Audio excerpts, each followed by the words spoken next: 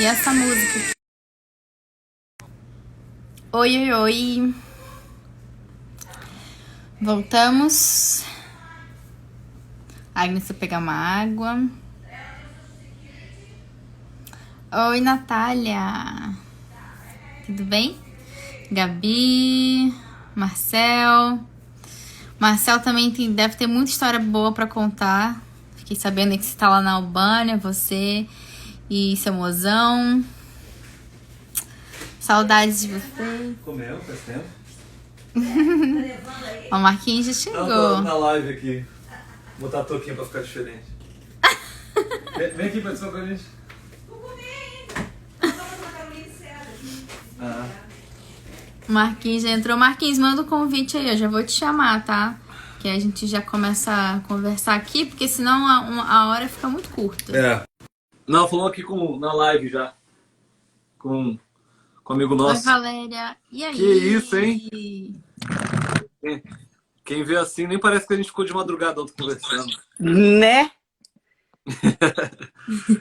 Cara, Marcos Índia, que honra ter ele na nossa live.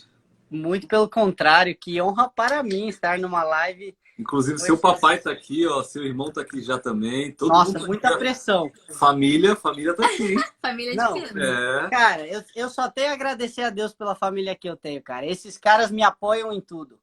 É lindo, cara. É lindo. Agora é o momento de falar bem, é isso aí, Marquinhos. Ah, tá bom. Você não escolheu a família que ia nascer e tá muito feliz, agradecido, né? Onde você caiu. Cara, caí no lugar certo, cara. Com certeza. Ô, Marquinhos, inclusive, acima da família tá a Gabi Pércio. Olha quem tá na nossa... Gabi Pércio tá aqui na nossa live, entendeu? É uma honra, né? Olha, temos Mariela Sofia, Gabi Pércio, Valéria Olson, Rodrigo Caçanha. Cara, gente, essa live, esse pessoal é sensacional. Missão e voluntariado na vida. Deixa eu só digitar aqui para botar o pinzinho. Marquinhos, enquanto eu tô digitando aqui, cara, já vai se apresentando. Qual é o seu nome, Marcos? De onde você é? Onde você morou? Quantos anos você tem? Faz uma introdução aí. E aí depois a gente entra nos detalhes. Sim. E, bom, meu nome é Marcos e eu sou originalmente por documento do Brasil. Por documentação eu sou brasileiro, mas eu nasci na África do Sul, num período onde meus pais estavam servindo no campo missionário. E qual que eram outras perguntas que eu nem lembro mais? Sobre sua vida, Onde você nasceu, onde você foi criado, todos os países que você passou e trabalhou, e aí depois a gente entra nos detalhes, entendeu? Mas só para a galera ter uma noção do cenário geral. Legal. Bom, eu nasci na África do Sul, na cidade de Joanesburgo. Nunca morei, que é bem interessante também, eu nunca morei no país onde eu nasci. A gente morava como família em Moçambique, então eu nasci na África do Sul por um motivo, enfim, e aí eu fui morar, no caso, em Moçambique, onde a gente morou por 5 anos e meio, depois de eu ter nascido. Aí eu morei mais 6 meses na Armênia, um país bem pequenininho que fica ali entre Europa e Ásia, bem na fronteirinha ali.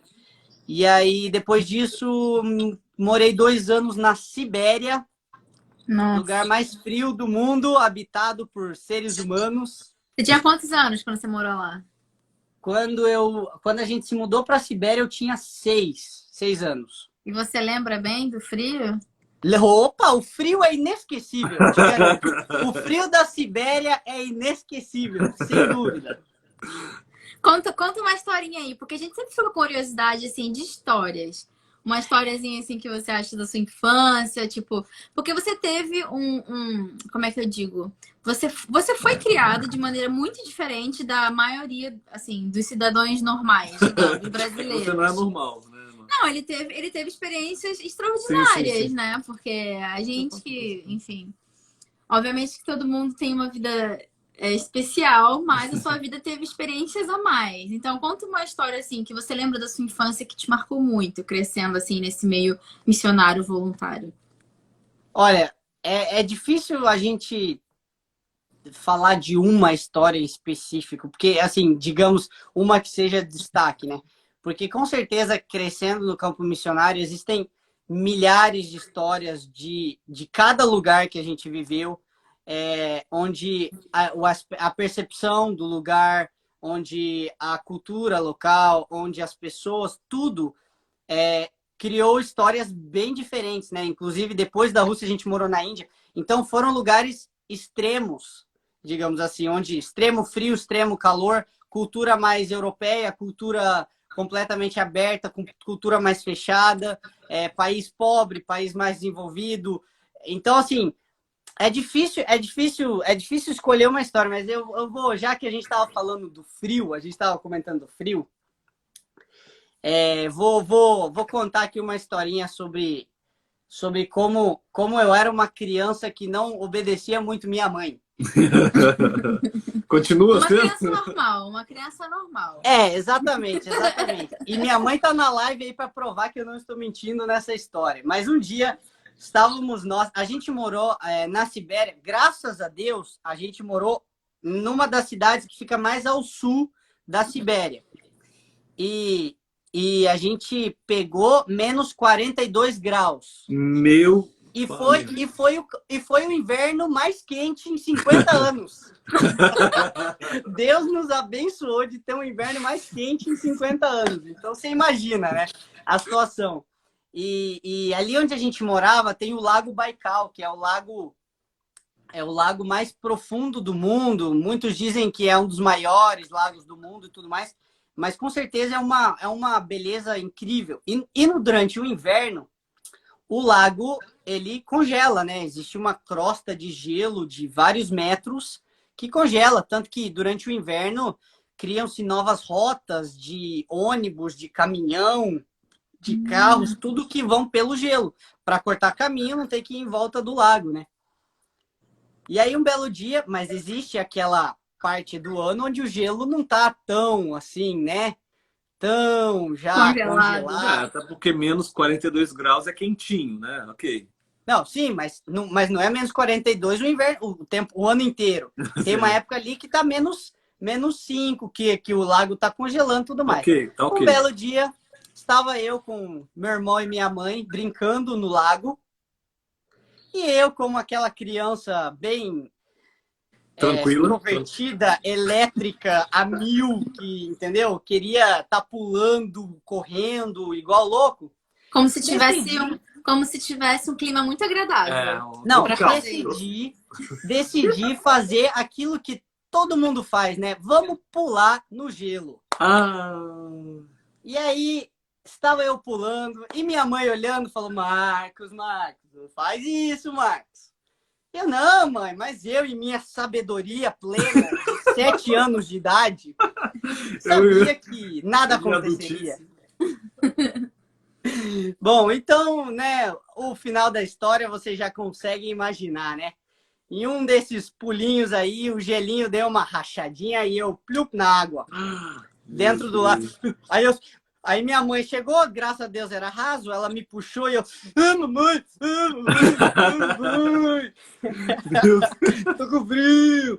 Cara, então assim, a gente tem muitas histórias aí de várias situações, mas aí fica uma história aí um pouco engraçada, digamos assim. Sim. De como é legal você experimentar o campo missionário e ter umas histórias assim para contar, né? Cara, que legal, que legal. Para quem entrou aqui agora, gente, e não conhece o Marquinhos, ele é nosso amigo, querido, amado. Ele foi um dos nossos braços direitos ano passado, enquanto nós estivemos em Bangladesh. A gente ligava para ele, trocava uma ideia. Marcos, cara, pô, a gente tá com um problema cultural aqui, cara, como é que a gente faz? Ele dava uma dica assim, assado. Então, ele foi um dos aportes, né, que nos ajudaram em algumas decisões. Como o primeiro ano de casado, não como o primeiro ano de casado, porque ele não tem experiência de relacionamentos, mas experiências casado, no campo né, missionário. Calma. Talvez ele tenha de relacionamento. Eu não posso abrir aqui o jogo numa live perante o pai e a cunhada que estão aqui ao vivo. Melhor não, esse assunto aí a gente deixa quieto. Então, cara, obrigado por você ser sempre um amigo tão próximo e querido, e todas as pessoas que são seus amigos sabem o quanto você gosta de ajudar e e compartilhar o que você mais ama, que é a questão da missão. Para quem tiver pergunta, já fala agora no início, envia aqui na caixinha que tem Embaixo do queixo do Marcos aqui, ó. Tem um ponto de interrogação, aí você já manda a sua pergunta ali, porque às vezes nos comentários a gente se perde. Isso. E esse aviãozinho do lado do ponto de interrogação, você pode encaminhar para os seus amigos. Então, se você conhece alguém que queira participar de algum projeto de voluntariado ou missionário na vida, manda aí para ele, manda para 50 pessoas de uma vez. Imagina, se cada uma dessas 20 pessoas mandar para 50 pessoas, a gente tem uma live bem legal aqui e consegue compartilhar um pouco desse aproveita que é uma assunto. Pessoa que tem não só uma experiência como missionário voluntário, mas a vida inteira. A vida inteira né? dele então, foi voltada a isso. Então, vamos começar. Marquinhos, conta pra gente, então. Você cresceu nesse mundo, porque quando a gente é criança, a gente não tem uma percepção do quanto, da onde a gente tá, né? Por exemplo, eu lembro quando eu era criança, vivia com os meus pais, normal.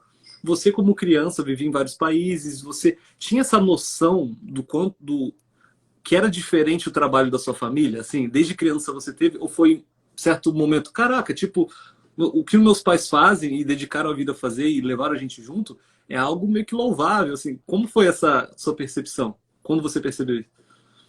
Olha, cara, claro, você como criança, igual você já citou, você tem algumas coisas que você não entende muito bem, né? Então, eu acredito que Jesus trabalha com as crianças, no coração das crianças também, para ajudá-las a passar por fases que muitas vezes elas não entendem, por coisas que muitas vezes elas não entendem.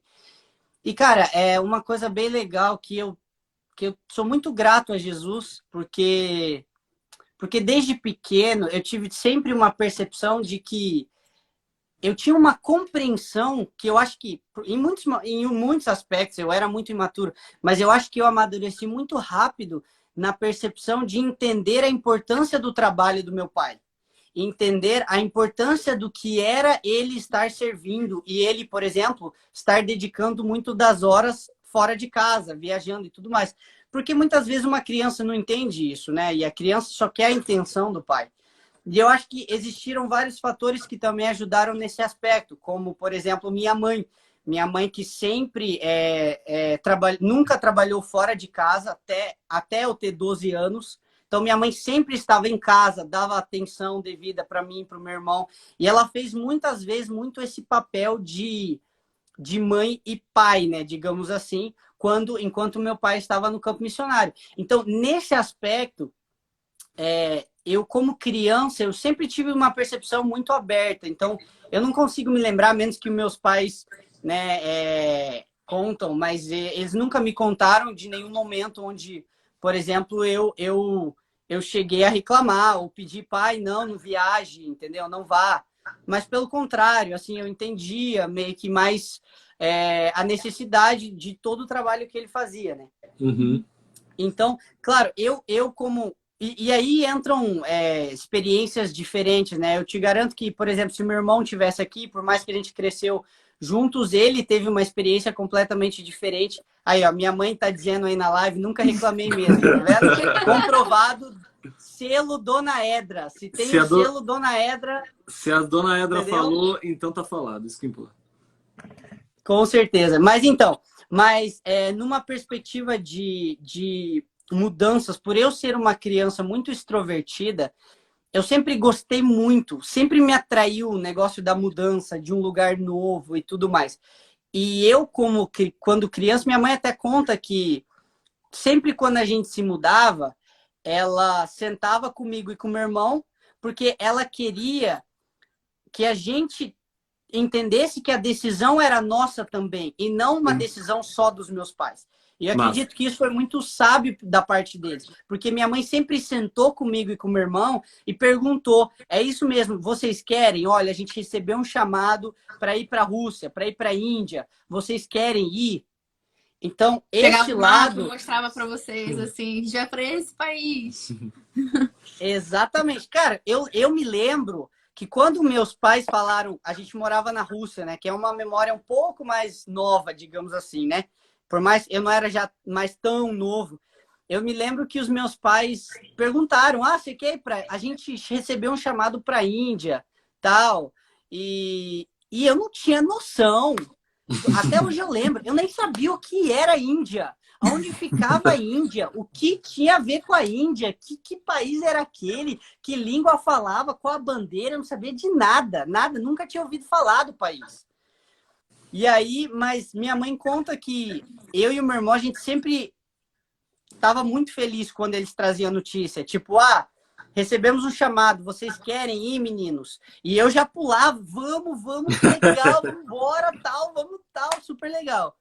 Então, eu sempre gostei muito, desde pequeno, dessa vida missionária, dessas mudanças. Aí meu pai, olha que legal, meu pai fazendo um comentário ali, que até tínhamos musiquinhas para acalmar os meninos durante as mudanças.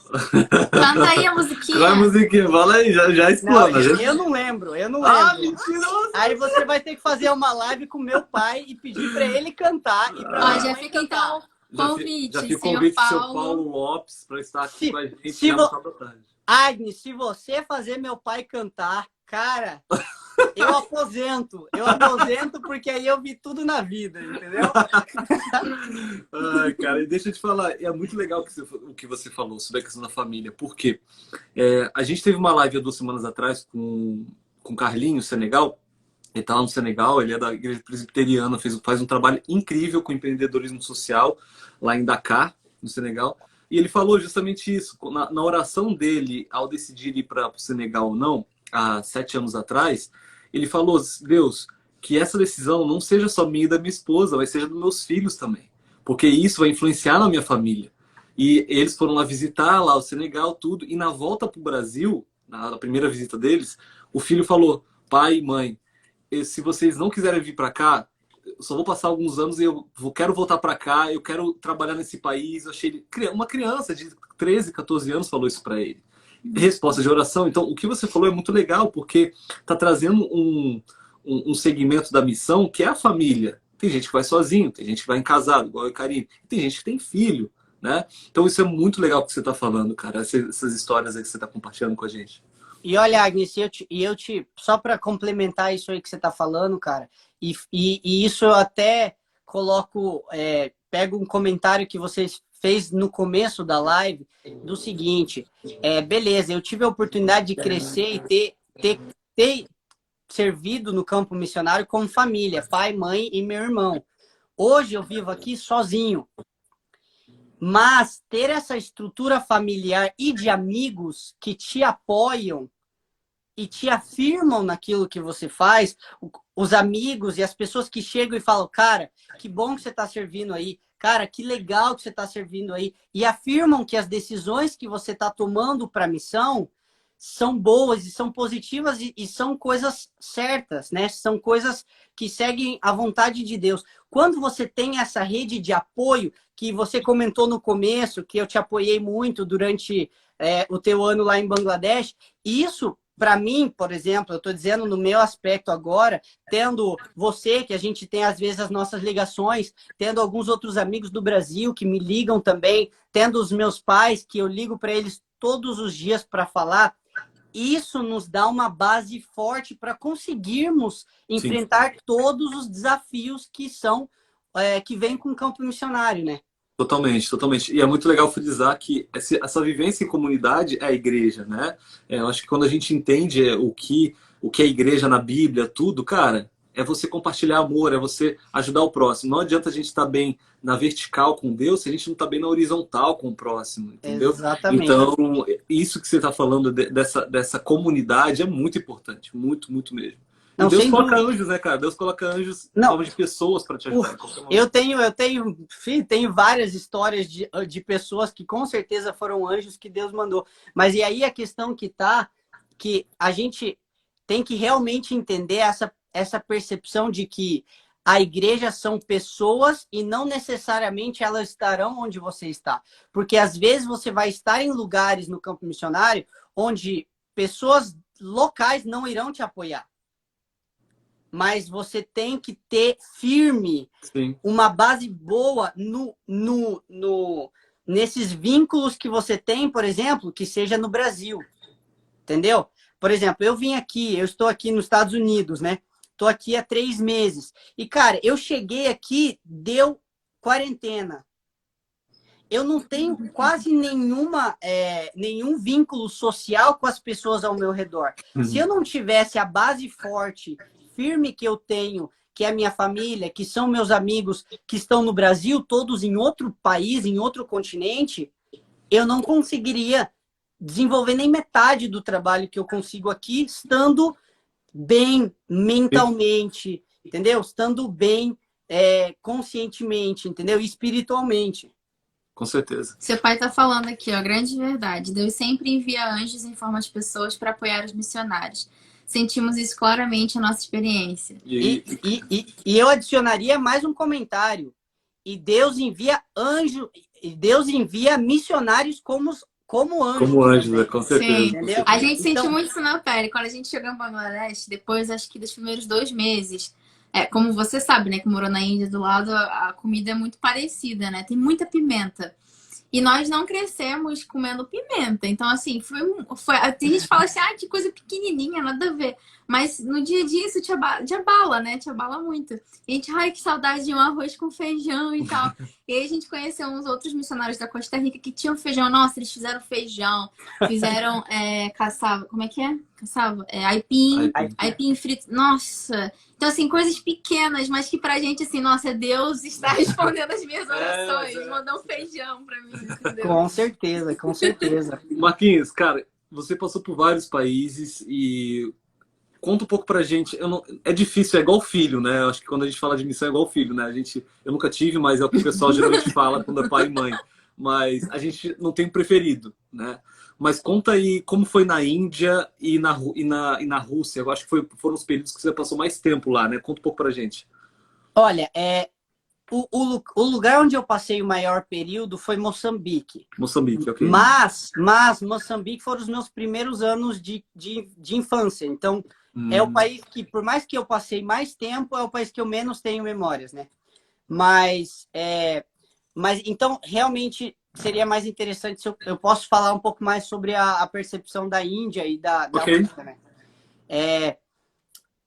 Cara, é incrível, né? Você olha dois extremos tão grandes como a Índia e a Rússia. A Rússia é um país frio, onde as pessoas elas têm uma barreira inicial.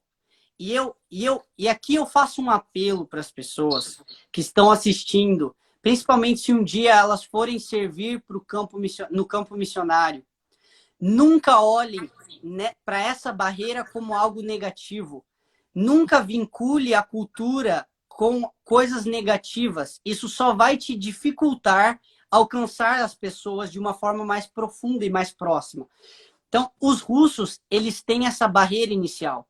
Mas eu te falo, cara, eu acho que 2 semanas atrás, um casal de amigos meus da Rússia me ligaram do nada. E eles são dos meus melhores amigos até hoje. Então, assim, quando você atravessa essa barreira, você cria amigos para a vida. Então, assim, todas as culturas têm suas questões diferentes, né? Sim. Inclusive, perguntaram aqui, ó, como são as igrejas da Rússia e as pessoas. Ok, legal, boa pergunta. Bom, a igreja da Rússia, eu tive o privilégio, só para dar uma introdução, eu tive um privilégio de servir 2 vezes na Rússia. Uma vez como criança, né, filho de missionários, que também é um missionário. E quanto tempo você ficou lá, quando era criança? 4 anos. Morei 4 anos como criança. 2 anos na Sibéria e 2 anos no nosso colégio, que fica perto de Moscou, né? Que é a parte europeia, digamos assim. Você diz nosso colégio é o colégio adventista de lá, né? Isso. Só tem um internato adventista na Rússia. Ok. Que se chama Zaoksky, a Universidade de Zaoksky. E aí fica pertinho de Moscou. E aí eu tive o privilégio de 11 anos depois voltar para servir como voluntário por 1 ano nesse mesmo colégio onde eu estudei e passei 2 anos da minha infância morando. Acho que estão até comentando em russo aqui. Estão comentando em russo. Макроп, Привет. Да, я про Россию сейчас говорю. Да, вот ты слышала, что я азаокский. Жаль, что я не могу все на русском сказать. Bom, enfim, gente, eu fiz... Traduz pra Agora gente. traduz, a galera. Não, é que a minha amiga comentou que a menina que comentou aqui, ela foi uma das minhas alunas, que eu fui voluntário e professor de inglês. Ah, que E legal. aí ela escreveu, Marcos, você tá falando alguma coisa sobre a Rússia. Aí Maneiro. depois ela falou o nome do colégio, Zaoxk, que eu mencionei aqui, com a Isso. carinha, com os coraçãozinhos. Ah, que Então, maneiro, maneiro. então eu falei que uma pena eu não poder fazer essa live em russo para eles. Aí Ah, foi quem só esse sabe? comentário que eu fiz. Quem sabe na próxima live que você faça com a gente, Marquinhos, você fala em russo, a gente conversa em russo. Quem A sabe? gente fica só sorrindo aqui, fazendo pose, e aí Eu acho você uma fala. boa. Eu acho que vocês Bom. podem, entendeu? Tranquilamente. Cara, e deixa eu te falar até sobre essa questão da língua, né? Antes da gente continuar falando sobre a Rússia e também. Cara, você acaba que viveu 4 anos em um país, 2 anos em outro, etc. A questão da alfabetização. O português era em casa, com seus pais, na escola era russo. Como é que era assim, esse período da sua vida? Como... Legal. Então, eu fiz do pré à terceira série na Rússia. Ok. E eu fui alfabetizado em russo. Então, a primeira língua que eu aprendi a ler e escrever foi em russo. Quando eu era criança, Tá falando que a Karine parece russo aqui. mais novo, né? Quando eu era criança mais nova, em casa, ainda mais que Moçambique é um país que fala português, né? É um português de Portugal, mas fala português, né? Então, quando a gente morava em Moçambique, e não só quando morava em Moçambique, durante todo o nosso período de missão fora, né? A gente, como família, dentro de casa, sempre falou em português, sempre. Ok. Que foi uma coisa legal, porque quando eu fui estudar, fazer meu ensino médio no Brasil, eu já conseguia falar muito bem, mas escrever era terrível.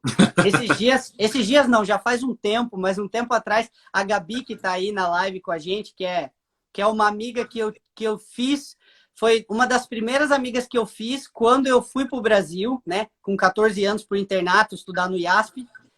E ela me mandou, um tempo atrás, um depoimento que eu mandei para ela no Orkut, daquela época. E aí, o depoimento tava escrito em português, mas assim, um em português... Aquele bem analfabeto, né? Ela tá falando, nossa senhora, o Marcos não sabia escrever real. Exatamente. Tá vendo? O que é bom é que tá todo mundo aqui para confirmar aquilo que eu falo. Não tem nem como Marcos, mentir. dê graças a Deus, cara, que só tá eu, Karine e você aqui. Que se tivesse seu pai, sua mãe, Não, meu Gabi pai aqui tá... falando... Olha meu pai jogando meus podres. O Marcos foi expulso da pré-escola na Rússia. Meu pai tá me entregando, entendeu? Na live aqui. Paulo Lopes, que isso? A gente tá tentando aqui ter uma conversa sobre outras coisas, pai. Não sobre disciplina. Foi expulso porque resolveu sair pular no lago de novo? Não. Então, aí já que você comentou, vamos voltar um pouquinho sobre a questão da cultura, né? Sim. Que a gente estava conversando.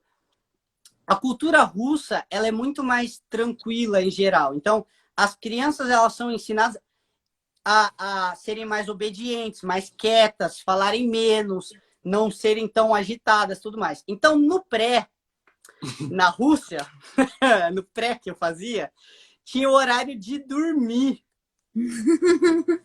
E o Marcos Paulo de Souza Lopes, elétrico, energia 280, ligado no 850, não queria dormir de jeito nenhum.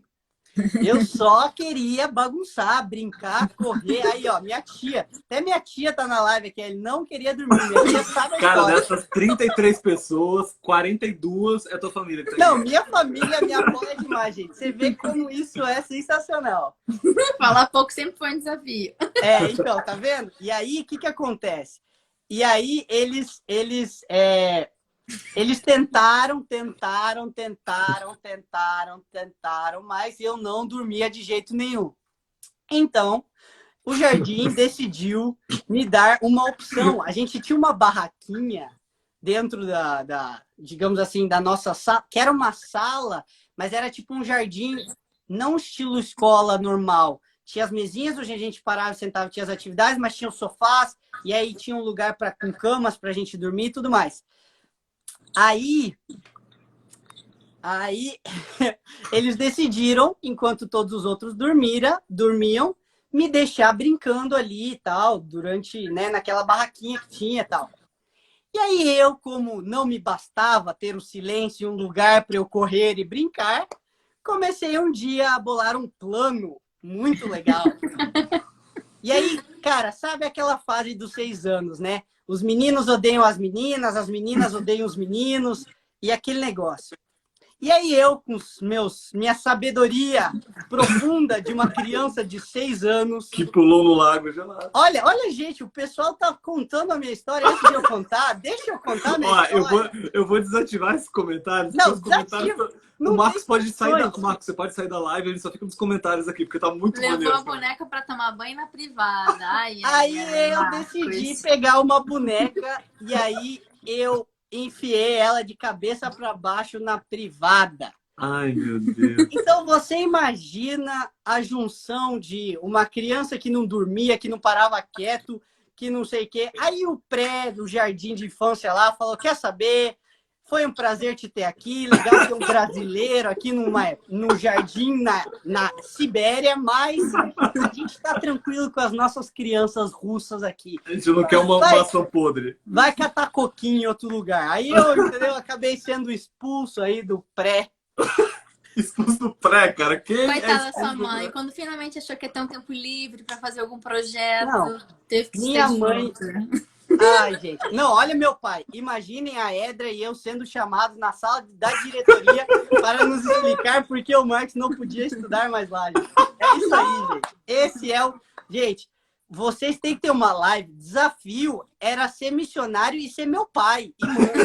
Entendeu? Eu crescendo, tava tudo lindo.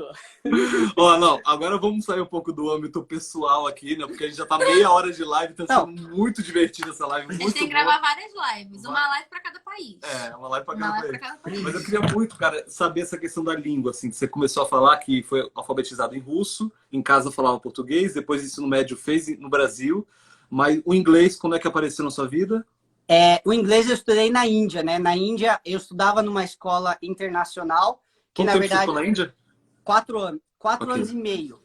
É legal porque eu estudava numa escola internacional onde eu e o meu irmão éramos os únicos estrangeiros. Então, acho que depois da gente ir embora, eles tiveram que trocar o nome da escola. Ó, inclusive, eu já vou deixar o convite aqui para Lucas Lopes, famoso Índia, irmão do Marquinhos, aí está numa live com a gente também. Ele e a Aline, hein? Um beijo já para esse casal maravilhoso. Vai lá, Marquinhos. Bom, então o inglês, como eu tinha todas as aulas na escola em inglês, aí eu acabei aprendendo o inglês na escola na Índia. Mas no primeiro dia de aula eu não falava inglês. Eu, como criança, cara, é engraçado, minha mãe conta de quando a gente morava na Rússia. Um dia, as pessoas me perguntavam, Marcos, quantas línguas você fala? E eu respondia 8. E aí elas perguntavam, nossa, e quais são? E eu começava, japonês, chinês, tal. Eu, como criança, falava que eu falava umas línguas que até hoje eu não entendo da onde eu tirei que eu falava. Ai, cara. É muito criativo, muito criativo. Cara, em falar agora em língua, eu só puxei essa questão de língua porque eu prometi na live anterior, junto com o Salmar, que nós iríamos nos comunicar aqui 3 minutos com inglês indiano. Gente, o Marcos, ele falou que ia aprender inglês na Índia. Ele é fluente em inglês, cara. O cara é perfeito em inglês. Mas o cara consegue imitar o sotaque de inglês de todos os países, inclusive da Índia. Nós vamos agora conversar, a gente vai ter uma simulação, uma conversa, carinho, lógico, com ele, né? Que meu inglês é californiano ainda, ele tá no sotaque, tá indo no processo. Agora a gente vai ter 3 minutos de conversa entre o inglês americano de Karine. O meu inglês é Tá brasileiro. bom, é um exemplo, só brinadeirinha. Eu sei que seu inglês é brasileiro. Com o inglês indiano falsificado do Marcos. Let's go. Pô, falsificado não. 5 anos, eu acho que eu tenho um certificado de autenticação, que Sim. não é mais falsificado. Exatamente. Olha lá, 1, Ah, você 2... que fala, Não, eu, hein? Me bota aqui esse Fala negócio. inglês. Ok. Hello, brother, how are you?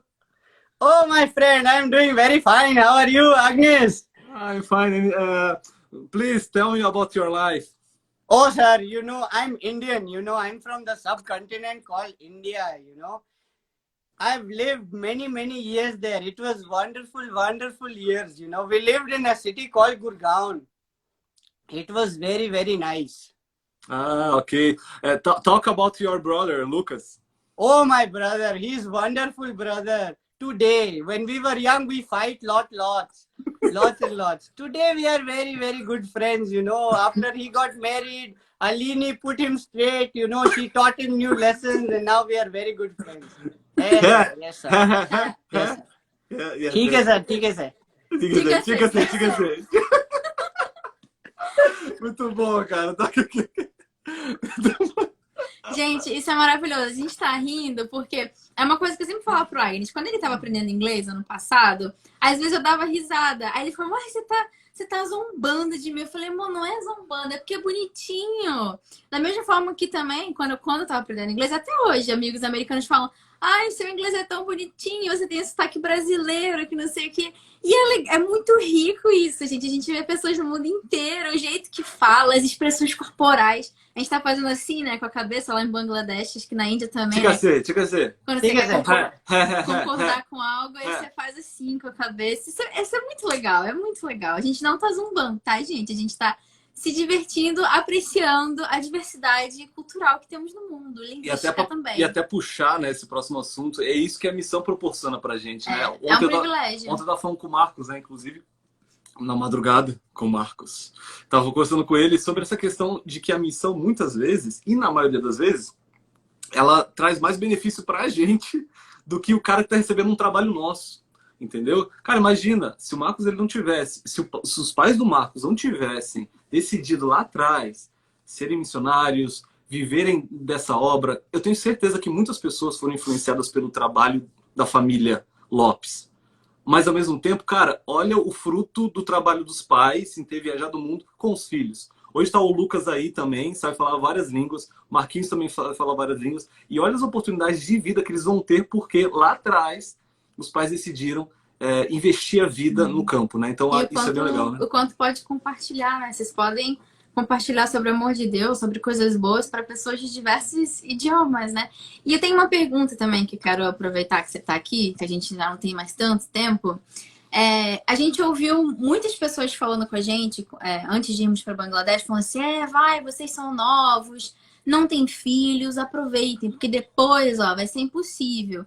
E eu sei que muita gente fala isso porque, enfim, porque não sabem, né, realmente como é que é a realidade de uma pessoa que está ali itinerante, se mudando, sendo um missionário, voluntário. E você que cresceu nesse ambiente como uma criança, a vida foi realmente muito difícil, comparado assim com outras pessoas que você conhece que cresceram talvez em um país só.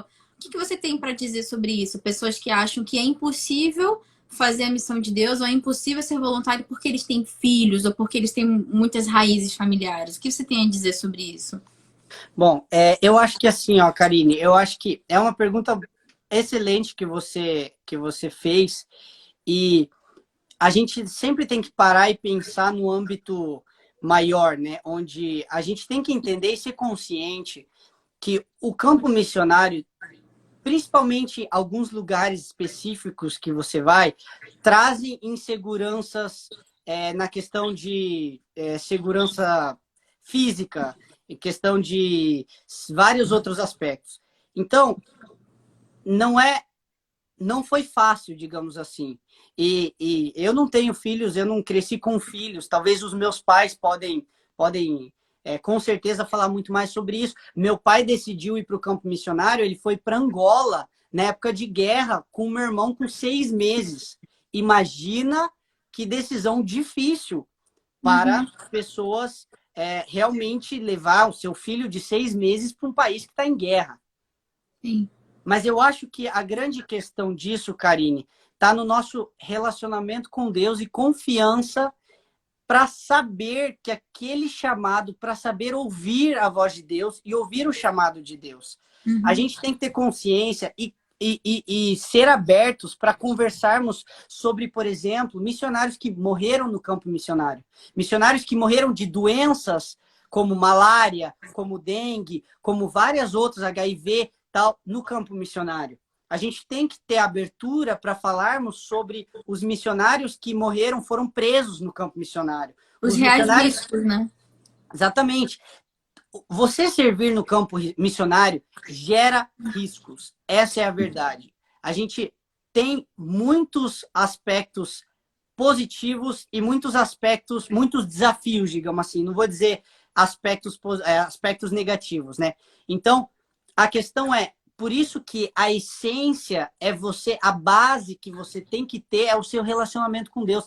Porque se Deus te chama, ele não vai permitir nada que aconteça contigo que não seja da vontade dele, entendeu? Não seja maior do que você pode suportar, né? Exatamente, exatamente. E a gente pode olhar, por exemplo, a história de Jó. Olha que interessante a história de Jó. Quando a gente lê ali sobre a conversa de Satanás lá, que ele vai e fala para Deus, mas porque ele é fiel contigo, porque você dá as coisas para ele. Então, aí Satanás começa a tirar, né, digamos assim, começam a aparecer as pragas, começam a aparecer as dificuldades, mas Deus coloca um limite ali, porque o limite para Jó era a vida. Então Deus não permite que seja tirada a vida dele. É tirado tudo, mas não é tirado a vida dele. E a mesma percepção a gente tem que entender que para pessoas diferentes existem limites diferentes. E só Deus entende isso, porque só Ele que vê a grande questão, só Ele entende o nosso coração, só Ele entende quem nós somos e quem nós podemos ser. Que potencial que nós temos. Então, a gente tem que ser realista no aspecto que é um desafio, sim, você levar os seus filhos para o campo missionário. É impossível? Não. É ruim? Não. Você traz coisas, você oferece para os teus filhos experiências incríveis. Você oferece a questão deles aprenderem línguas novas. Gente, uma criança crescendo no campo missionário, em países diferentes, isso abre a mente da criança de uma forma que entendeu? E assim, eu digo, eu sou grato a Deus por ter tido essa experiência. Eu não tenho dúvida que eu não teria essa paixão pela missão e essa facilidade de compreender esse chamado de Cristo se não fosse pelo privilégio de ter crescido no campo missionário. Então, se você quer ter filhos que são desenvolvidos nesse aspecto de estarem abertos, terem a mente aberta para terem mais facilidade. Porque quando você tem essa quebra de paradigmas, essa quebra de cultura, essa quebra de percepções crescendo, você se moldura com uma cultura nova, que até tem um termo legal que usam, que é TCK, né, que é criança de terceira cultura, que é um termo utilizado para definir crianças que cresceram em uma cultura diferente da dos pais, e aí elas desenvolvem uma terceira cultura, que é uma mistura dessas culturas.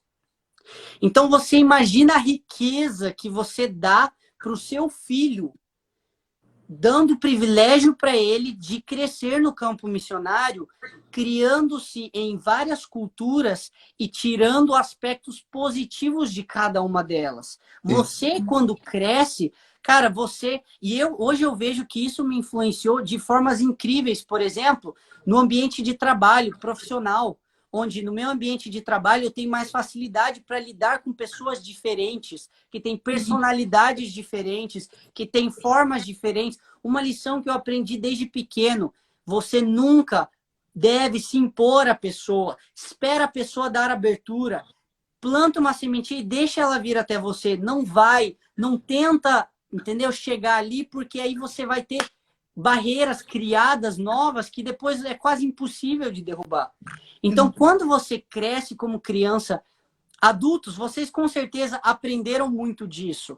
Mas, ainda assim, é mais difícil, por exemplo, você moldar a sua cultura para tirar o melhor da nova cultura que você vive. Agora, como criança, não. Como criança, você é mais facilmente moldado. É como um vaso que está você está em desenvolvimento. É fácil moldar ele. Mas vai moldar um vaso depois que ele já está pronto, depois que ele já está seco, depois que ele entendeu? Então, é uma riqueza, digamos assim, em vários aspectos, no aspecto de idiomas, no aspecto de facilidade no desenvolvimento social. Eu tenho extrema facilidade de me socializar com pessoas de qualquer cultura, praticamente. de pessoas com qualquer personalidades mais difíceis, personalidades mais fáceis. E olha, um negócio Idade legal, diferente, né? idades diferentes. Cara, eu amo conversar com pessoas mais velhas, mas eu amo conversar com jovem, eu amo conversar com criança, eu amo conversar com todas as idades, porque eu aprendi que todo mundo tem algo a te ensinar e a te somar. E essa percepção me veio quando eu entendi que toda a cultura que eu morei tinha algo para me somar. E da mesma forma, pessoas, porque pessoas em si são uma cultura, entendeu? E não só um povo, não só geral, Sim. porque aí envolve personalidade, envolve Uhum. várias outras coisas. O histórico da pessoa, né? Familiar, tudo. Com certeza, com Então, certeza. assim, uma coisa que eu queria, enfim, que você falasse para as pessoas é se você se sente de alguma forma traumatizado ou de certa forma privado, você sentiu que seus pais te privaram de ter uma vida normal, digamos assim. Eu acho que também, antes de você comentar com isso, Marcos, até é engraçado que a gente não programou em bater papo sobre questão de família e missão, né? A gente ia falar muito mais sobre questão cultural e acabou que o papo direcionou para esse assunto, que eu acho que é muito importante também, por sinal, né? Porque você e o Lucas, assim, são pessoas que são frutos do campo positivamente. Lógico que cada um tem suas lutas, os seus traumas, eu acho que isso é fato, né? Mas eu conheço também muita gente, filhos, né, de missionários, de todas as formas, que são traumatizados com isso, sabe? Ah, mas meus pais me privaram disso, disso, daquilo. Mas para vocês, assim, eu acho que você muito bem falou, né, cara? Tipo, toda essa cultura, toda essa carga que você trouxe lá de fora de todos os países, hoje te faz um cidadão melhor, né? Ou, nem falo melhor, mas à frente de muitas outras pessoas, um tipo de entrevista de emprego, por conta de tudo que você viveu, né? Eu acho que tem muito disso também. Né?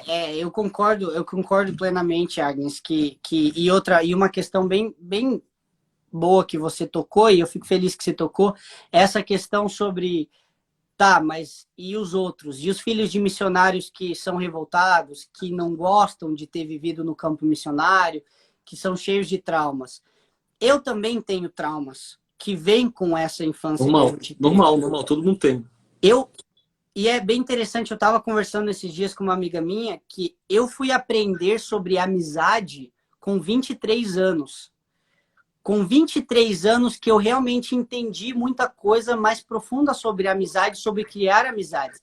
Porque uma das dificuldades que eu sempre tive crescendo foi que eu criava barreiras, não é barreiras, mas eu criei uma linha, digamos assim, onde ninguém passava daquela linha. E essa linha era uma proteção pessoal minha, porque eu sabia que eu ia me mudar. Então, para me proteger de me machucar, eu não criava vínculos profundos. E eu levei 23 anos para entender isso. E muito do meu período de ensino médio e da faculdade, eu olhava para outros e invejava. Porque no final do dia, ao me deitar na cama, eu sentia sozinho. Eu não sentia que eu tinha amigos. Eu não sentia... Porque eu não entendia o real sentido de amizade. Eu não entendia o real sentido de você realmente se abrir a alguém. De você Fora da família, né? Exatamente. De você deixar alguém entrar na sua vida. Entendeu? Então, assim... Mas olha, um negócio bem legal que o meu amigo aqui, o Jones, comentou, cresci no Brasil e cheio de trauma. E, gente, Ele falou no modo zoado, mas, tipo, realmente faz todo sentido. Mas isso é muito real. A gente brinca e tal, mas é uma realidade muito forte. Porque você não tem como saber, a gente nunca tem como responder e se, certo? Então... Tem muitos aspectos que influenciam para você ser traumatizado ou não. Personalidade, aonde você mora, como seus pais foram dentro de casa, entendeu? Então, por isso que eu falei sobre a importância da minha mãe dentro da família, a importância do meu pai, a importância de... Por exemplo, o meu pai, ele sempre foi uma pessoa que, em casa... ele realmente demonstrava o amor pelo trabalho que ele fazia. E não o que muitas vezes acontece dentro da realidade é da pessoa ser uma pessoa fora e em casa ser outro. E aí o filho cresce vendo isso e começa a ter raiva, revolta sobre essa questão. Então, assim, essa situação você não precisa nem se mudar para passar por isso. Né? Pode morar a vida inteira na mesma casa. Exatamente. Eu acho que não tem como a gente olhar para isso, para esse aspecto e dizer...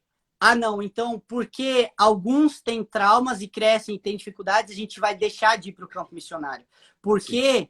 Porque você não tem como saber, às vezes é uma, não digo predisposição, mas às vezes é a personalidade, a dificuldade que a criança tem em si, ela teria morando no mesmo país a vida toda. Sim. Então, isso nunca deve ser a base da resposta, da pergunta de, devo ir para o campo missionário ou não pelos meus filhos. Até porque, para complementar esse assunto, eu vejo, por exemplo, eu sou uma pessoa que também cresci me mudando muito. Meu pai é militar. Então, não era do lado da missão religiosa, mas a gente se mudou demais. Então, para mim, era muito normal também mudar de escola. Na mesmo estado, a gente morava em casas diferentes. E quando a gente foi para Bangladesh, muita gente falou: nossa, Karine, como é que você lá, mulher, naquele lugar tão, enfim, machista, como é que você se adaptou, etc. E eu falei assim, que para mim a mudança não é uma novidade. Então, assim, eu com 27 anos me mudar para um lugar completamente diferente, obviamente, tive minhas dificuldades, tive. Mas eu acho que eu sofri muito menos do que se fosse com uma pessoa que viveu a vida inteira na mesma casa. E no Brasil a gente tem esse trainee, né? Porque o cara que sai do Sul e vai morar no Rio, mano, é uma cultura diferente. Eu, no caso, né? Eu morei até os 18 anos em Blumenau, Santa Catarina, e depois me mudei pro Rio de Janeiro. Tipo, cara, capital do Brasil praticamente. Que é diferente a cultura do Nordeste, que é diferente a cultura do Norte. Então, assim, o Brasil, ser brasileiro torna talvez um ótimo treinamento para o campo missionário nesse sentido, né? Que ela falou. E eu me senti muito agradecida, por exemplo, na universidade. Às vezes eu via que algumas pessoas tinham mais facilidades em fazer pequenas mudanças. Tipo, eu sempre sou acostumada a trabalhar com esse grupo. A partir do dia que o professor organiza a turma de uma maneira diferente, que tem que trabalhar com pessoas diferentes, é um sofrimento para aquela pessoa. Porque ela sempre fez a mesma coisa. Então, assim, quando algumas pessoas falavam isso para mim, como é que você se acostumou? Como é que você foi? Eu digo, acho que como você cresce sendo treinado a lidar com mudanças, você acaba se tornando um pouco mais resiliente, né? Aquilo.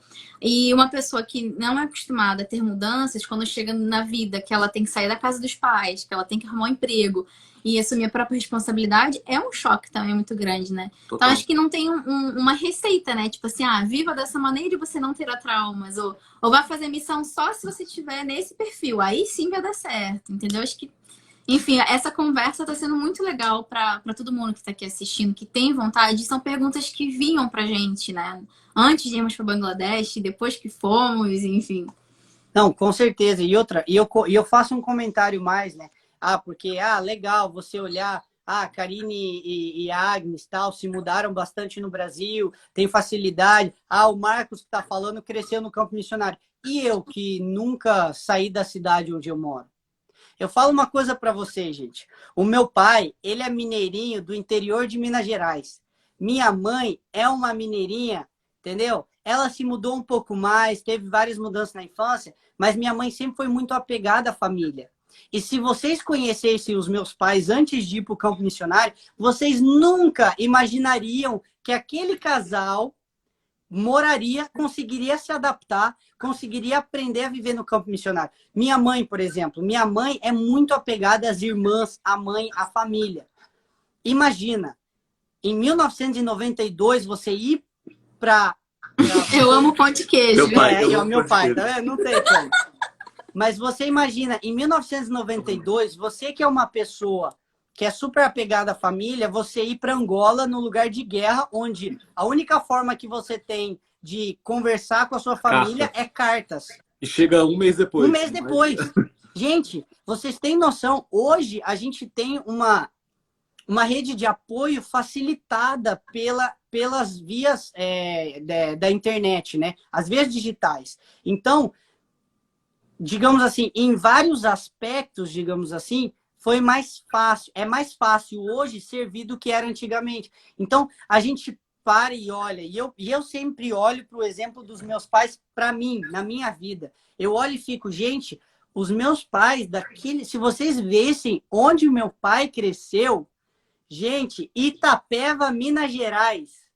Vocês não têm noção de qual interior a cidade dos morros, entendeu? Pequenininha. E ainda assim, Deus levou isso. Então, Quem sabe um dia aí vocês convidem meu pai para fazer uma live e aí ele conta um pouco de O como convite foi, já tá feito, gente. É de só como foi marcar a a decisão data. dele. Mas ele, a única coisa, e é um negócio que meu pai sempre toca, né, na tecla, que o primeiro passo para você ser missionário é você ter a disposição. Você colocar em disposição nas mãos de Deus. Se você está disposto e se abre a isso e se coloca nas mãos de Deus, esse é o primeiro passo. Vocês vão ver Deus abrindo caminhos e guiando de formas que vocês nunca imaginavam possíveis.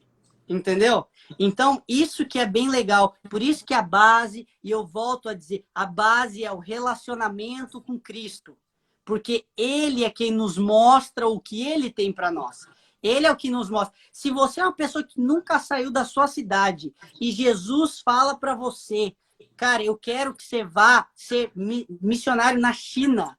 Fala assim, ok, Jesus, estou nas suas mãos, abra os caminhos que eu vou. Gente, Ele vai fazer coisas, milagres. Capacita, né? Capacita. Exato. Antes, durante e depois, né? E aí entra a questão dos meus pais. Meu pai tinha um sonho de ser missionário, minha mãe não. E minha mãe sempre teve muita dificuldade com isso. Mas Deus foi mudando o coração dela. Deus foi moldando o coração da minha mãe. E hoje, ontem, eu estava em uma ligação com ela e ela falou, filho, tá na hora da gente ir pro campo missionário de novo. Que agora eu tô no Brasil. Meu pai já falou ali, que tô com saudade já, não vejo a hora de meu voltar, meu coração. Exatamente. No comecinho, meu pai falou, ai, que saudade do campo missionário. Entendeu? Então, assim, já sabe, né? Então, já sabe. Então, você vê, são histórias diferentes de pessoas que cresceram de formas diferentes, onde todas foram chamadas por Deus e aceitaram em primeiro lugar. E aí Deus foi abrindo os caminhos, né? Uhum.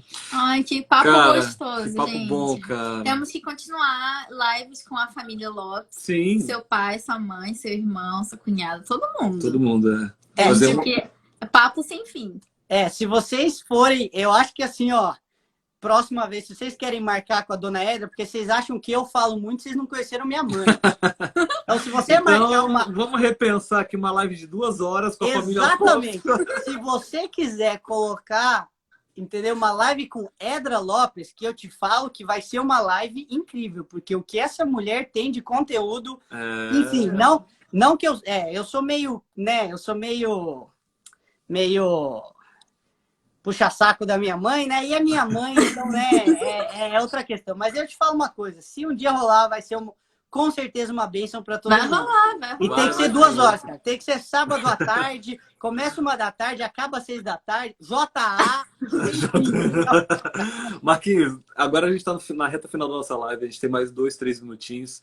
Eu quero que você fale as palavras finais aí pra galera aqui. Peraí, o cabelo da Karine tá vindo no meu olho. Fale as palavras finais pra galera se motivar e de acordo com a sua experiência. Eu queria também saber, você acabou nem falando, né? Você tá morando aonde atualmente? Você pretende continuar isso para sempre na sua vida, essa área, ou deu um pause? Agora, exatamente, a gente tem 2 minutos, porque acabou de aparecer o reloginho aqui. Ok. Então, eu tô servindo nesse momento nos Estados Unidos. Eu tô como voluntário aqui na Associação Geral, num lugar que é chamado de Instituto de Missões Mundiais. Só para quem não sabe, a Associação Geral é como se fosse a sede mundial da Igreja Adventista. Só para contextualizar. Exatamente.